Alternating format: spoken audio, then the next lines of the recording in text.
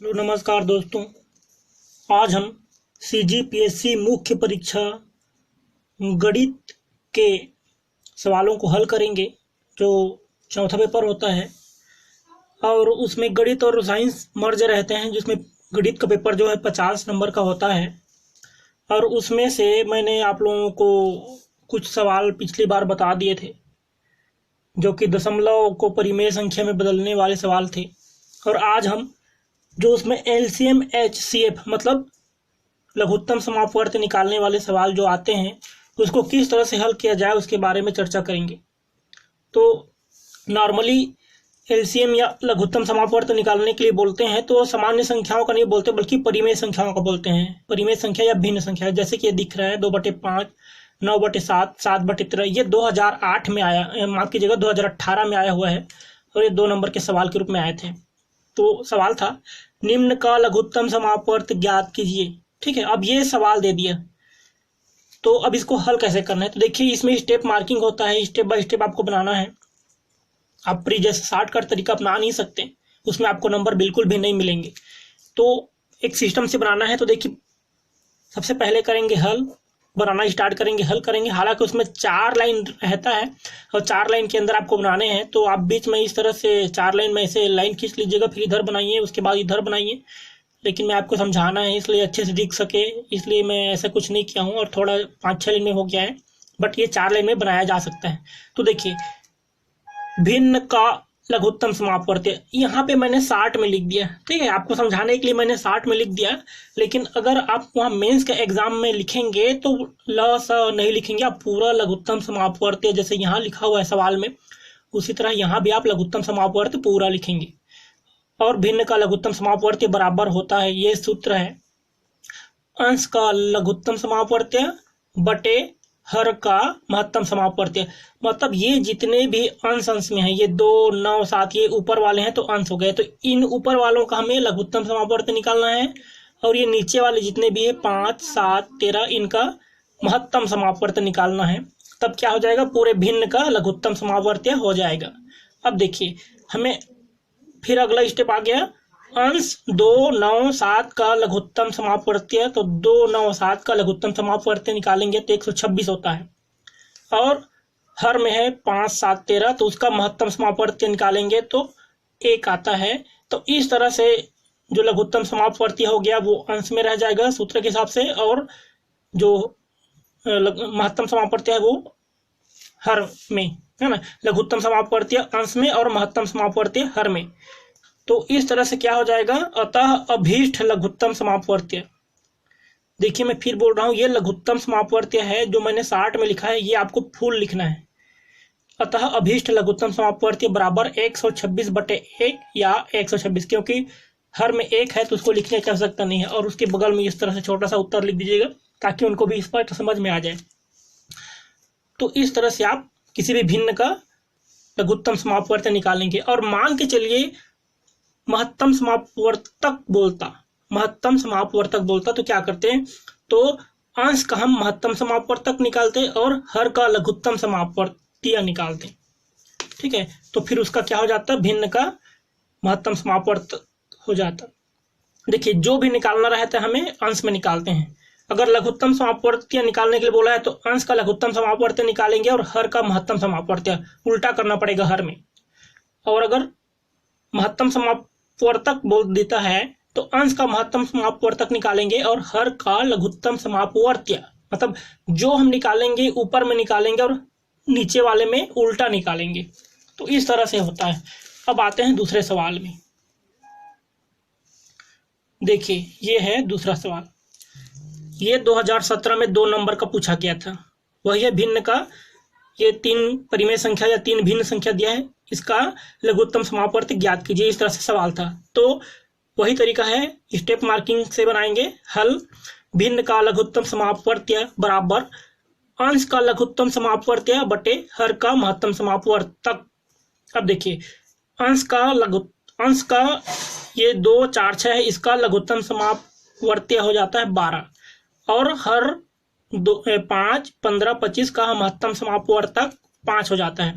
अब ये 12 को अंश में लिख देंगे और ये 5 को हर में लिख देंगे। तो इस तरह से अतः अभीष्ट लघुत्तम समापवर्त्य 12/5। तो इस तरह से बगल में आप उत्तर लिख दीजिएगा। तो ये सवाल का भी आपको लघुत्तम समापवर्त्य निकल गया। देखिए इसमें क्या है, 30 शब्दों में लिखना रहता है और बड़ी मुश्किल से 4 लाइन में लिखना है। तो इसमें आपको बहुत ज़्यादा अलग से इसका लघुत्तम निकालने और इसका अलग से महत्तम निकालने की आवश्यकता नहीं है। आप कहीं कर लीजिए रब कार्य में, या आप ऐसे देख के निकाल सकते हैं तो ऐसे निकाल लीजिए और सीधा सीधा आप लिख दीजिए। इसमें अलग से करने की आवश्यकता नहीं। 30 शब्दों में आप कितना करेंगे।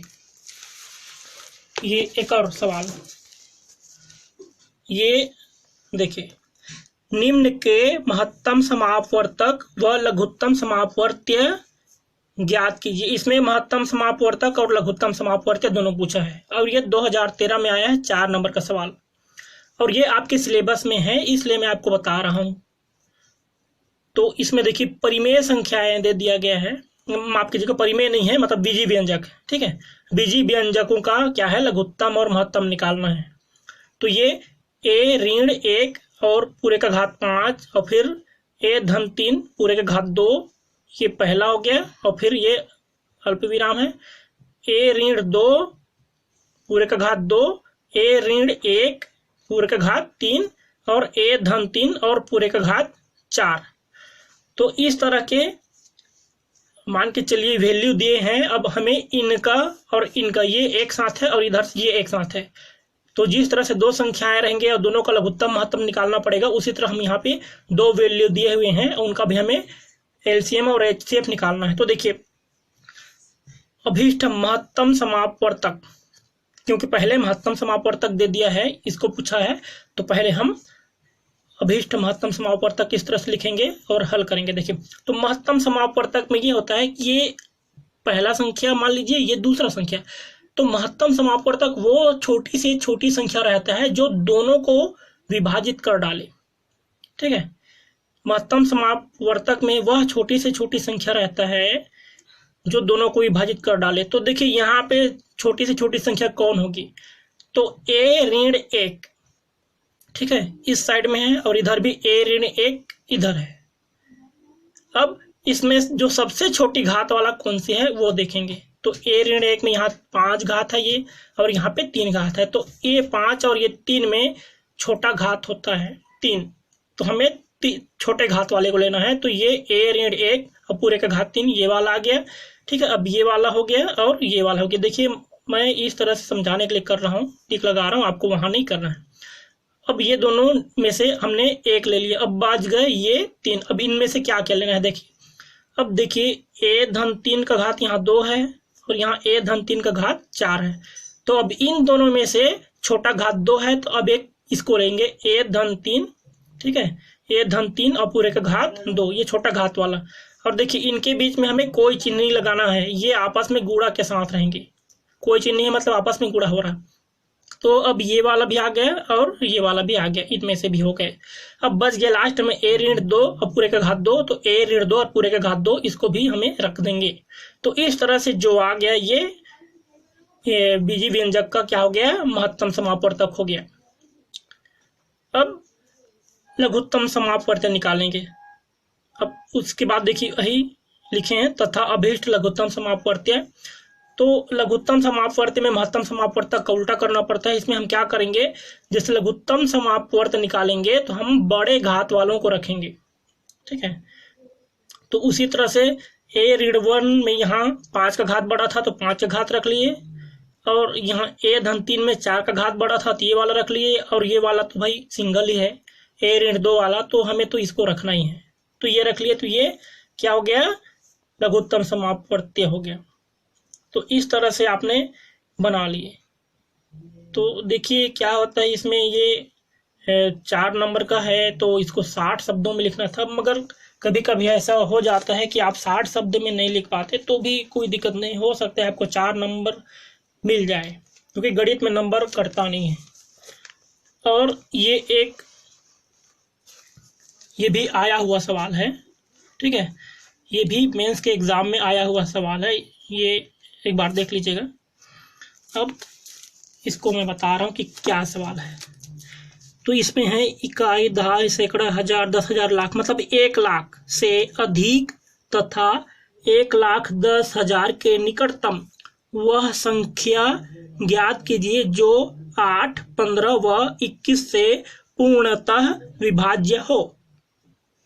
मतलब कहने का मतलब है कि 1 लाख से अधिक होना चाहिए और 1,10,000 से निकटतम, मतलब 1 लाख से अधिक और 1,10,000 के बीच में तो कई हो सकते हैं, ठीक है, कई संख्याएं हो सकती हैं जो 8, 15 और 21 से पूर्णतः विभाजित हो जाएं, लेकिन हमें वो संख्या लेना है जो 1 लाख से अधिक तो हो लेकिन 1,10,000 के जस्ट पहले आता हो, ठीक है, जो इनमें से कटे। इनके बीच में कई संख्या होंगे लेकिन वो 1,10,000 के निकट जो रहेगा वो इसका आंसर होगा।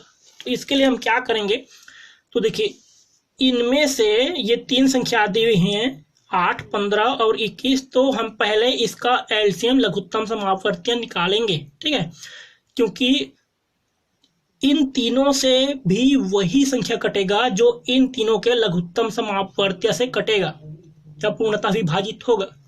तो पहले हम 8, 15 और 21 का पूर्णतः विभाजित होने वाली संख्या वही लिखा हूं, देखिए इस संख्या के लघुत्तम समापवर्तीय से भी पूर्णतः विभाजित होगा, अतः लघुत्तम समापवर्तीय बराबर 280 है। मैंने निकाल लिया कहीं रफ कार्य करके, ठीक है, आपको यहाँ कचड़ा नहीं करना है, एकदम साफ सुथरा होना चाहिए।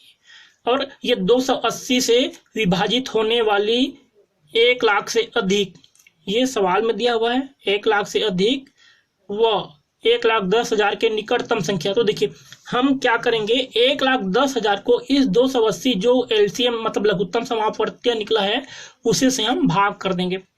तो भाग करेंगे तो 394 बार जाएगा भागफल, और हमें यहाँ भागफल से मतलब नहीं है, हम यहाँ देखेंगे कि जब इसको पूरा हल किया जाता है तो शेष फल कितना बचता है। तो ये देखिए ये शेष फल बच गया 240, ठीक है, कितना बच गया दोस्तों, 240 शेष फल।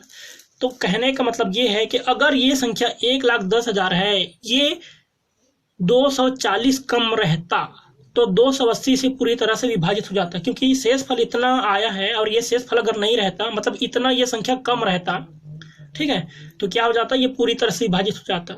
तो यही 1,10,000 को हम क्या किए हैं, अतः अभीष्ट संख्या करके 1,10,000 को में से हमने वो 240 जो शेष फल बचा है उसको हमने घटा दिया, माइनस कर दिया। तो माइनस करने के बाद आया हमारा 1,09,760। तो यही वो संख्या है जो 280 से पूरी तरह से कट जाएंगी एलसीएम से, ठीक है। तो अगर एलसीएम मतलब लघुत्तम समापवर्तीय से पूरी तरह से कट रहा है, विभाजित हो रहा है, तो ये 8, 15 और 21 से भी पूरी तरह से विभाजित होगा। तो इस तरह से ये आपका उत्तर हो जाएगा। तो आप इस तरह से इसको लिख सकते हैं, कोई दिक्कत नहीं है, ताकि जो वहाँ चेक कर रहे हैं उनको स्पष्ट दिखे। तो उम्मीद करता हूँ दोस्तों आप लोगों को ये वीडियो आज का पसंद आया हो, और इसके बाद मैं और प्रतिशत वगैरह संबंधित और जो भी अनुपात से संबंधित आता है वो भी मैं आप लोगों को हल करके बताऊंगा कि किस तरह से आपको लिखना है ताकि आपको पूरा नंबर मिले। तो प्लीज़ मेरी वीडियो को लाइक जरूर कर दीजिएगा और चैनल को सब्सक्राइब कर दीजिएगा। और जहाँ पे आपको समझ में नहीं आता है तो एक बार फिर से अपने से देखिएगा, वीडियो को रोक लीजिएगा और देखिएगा किस तरह से लिखना है, ठीक है।